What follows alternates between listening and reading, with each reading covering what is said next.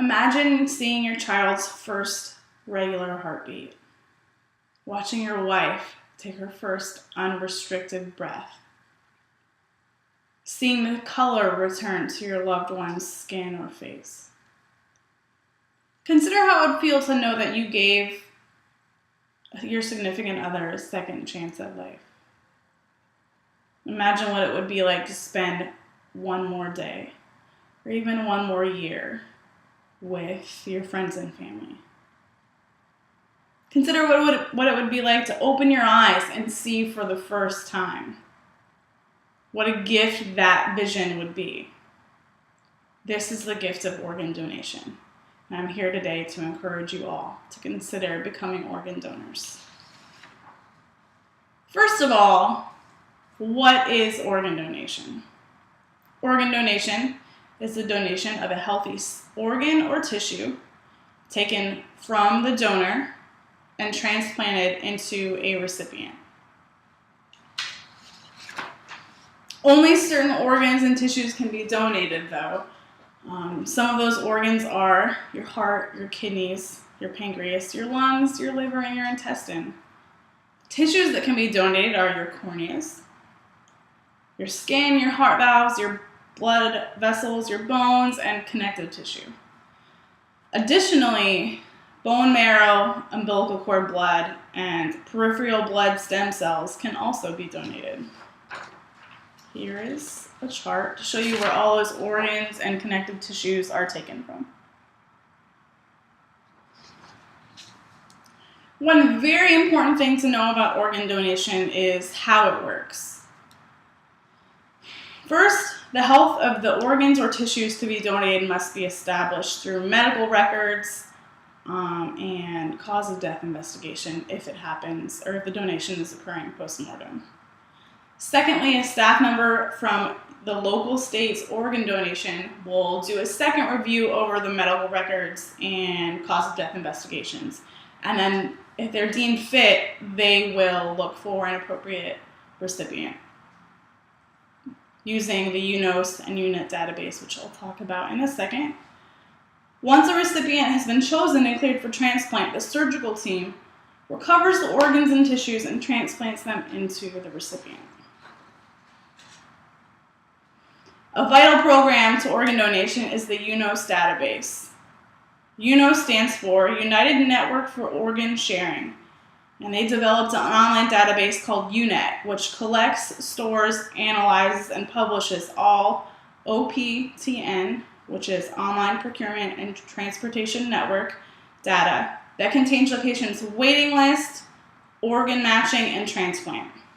UNET is essential for all transplant institutions because it registers patients for transplants, matches donated organs to waiting patients, and manages life-critical data for all patients before and after transplant surgery. Some of the common factors in people not being organ donors, I think, is a lack of knowledge, and I hope to address some of that today. First of all, who can be an organ donor? All individuals over 18 can be an organ donor. Individuals under 18 can also donate, but they need to have their parent or legal guardian's permission. Common misconception about organ donation is there's an age limit. There is not an age limit.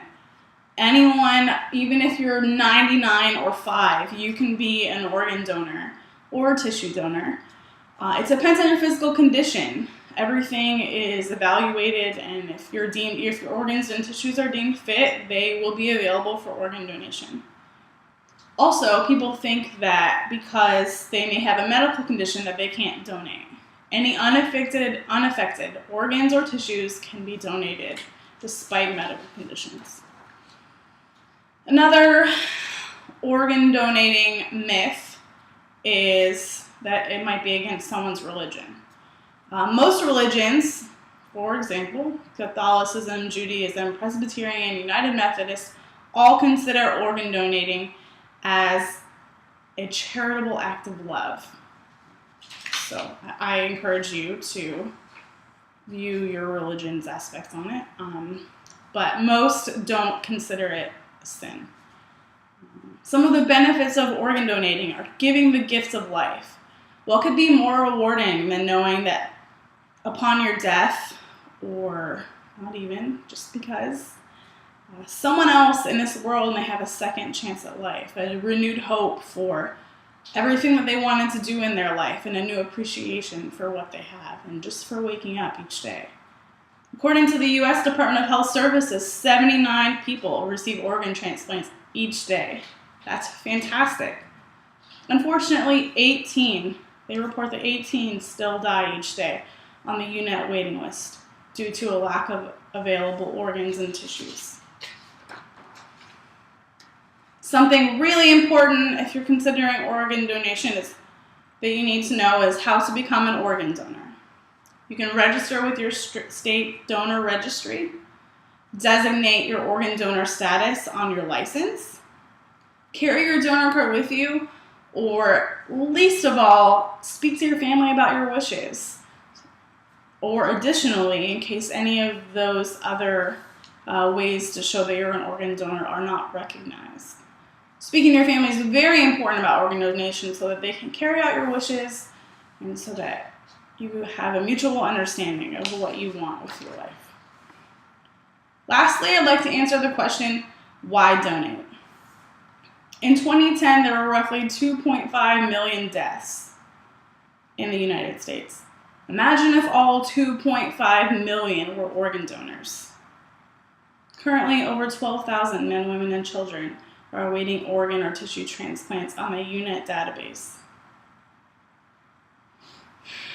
28,051 people's lives were blessed and changed through organ or tissue donation in 2012. Again, why donate? What could be more rewarding than giving someone a second chance at life? So I encourage you all today to join the 100 million who are already designated organ donors in the United States. Thank you.